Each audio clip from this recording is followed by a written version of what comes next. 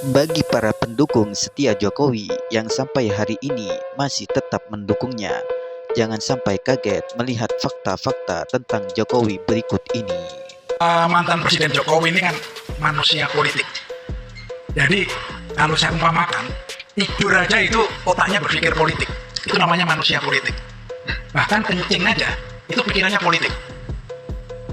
Nah, saya sangat senang kalau Jokowi itu berlabuh ke PSI. Kenapa? Partai lain takut, Mas. Takut. Kenapa takut? Loh, karena menurut pengamatan saya, selama beliau menjadi presiden, itu ada 3 hal yang dilanggar oleh Jokowi. Apa? 1, sumpah presiden. Kemudian tap MPR mengenai KKN. Kemudian juga rekomendasi KKN. Kemudian juga mengenai meritokrasi juga dilanggar. Revolusi mental gagal total. Anaknya 2 hari tahu-tahu jadi ketua umum. Jadi takut. Partai lain takut, Mas. Karena menurut saya, dari diskusi dengan teman-teman ini di kampus, jadi kalau dipikir-pikir, Jokowi ini adalah seorang preman politik. Ya, preman politik.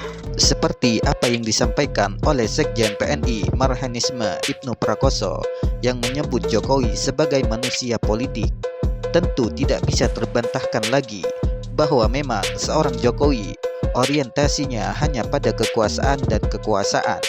Terbukti dengan lolosnya Gibran yang sekarang menjadi wakil presiden dan juga Kaisang 2 hari menjadi kader partai, tiba-tiba langsung diangkat menjadi ketua umum partai.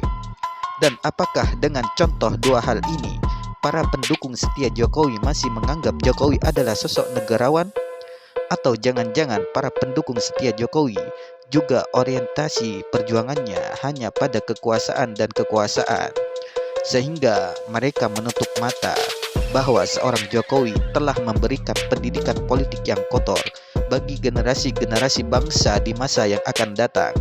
Maka dari itu, Jokowi disematkan sebagai preman politik oleh Sekjen PNI Marhanisme tersebut. Preman politik ini konotasinya begini. Sebagai seorang presiden, itu berpikir politik, perilaku politik. Saya kasih contoh. Bung Karno, dia mempunyai pemikiran politik. Tahun 60 berdiri di depan PBB, memperkenalkan apa yang namanya Pancasila. Itu pemikiran politik. Nah, kalau Jokowi, yang saya soroti selaku Sekjen PNI adalah perilaku politiknya tidak benar. Makanya takut, Mas.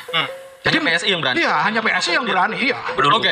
Iya. Belum ditanya dulu, kenapa partai-partai ini takut? Nah, Oke. Kan itu dulu tuh. Oke, kenapa partai-partai ini takut? waduh, Mas.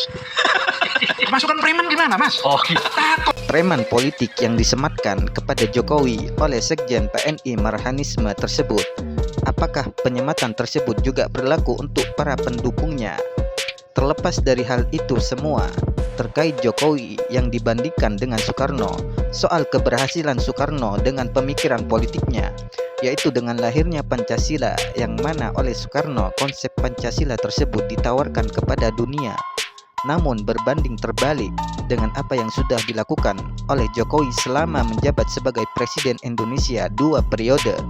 Menurut Sekjen PNI Marhanisme, Jokowi bukannya melahirkan pemikiran politik, justru malah melahirkan perilaku politik yang kotor bagi perpolitikan di Indonesia.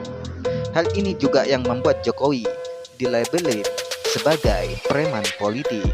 Bagaimana menurut teman-teman? Terima kasih.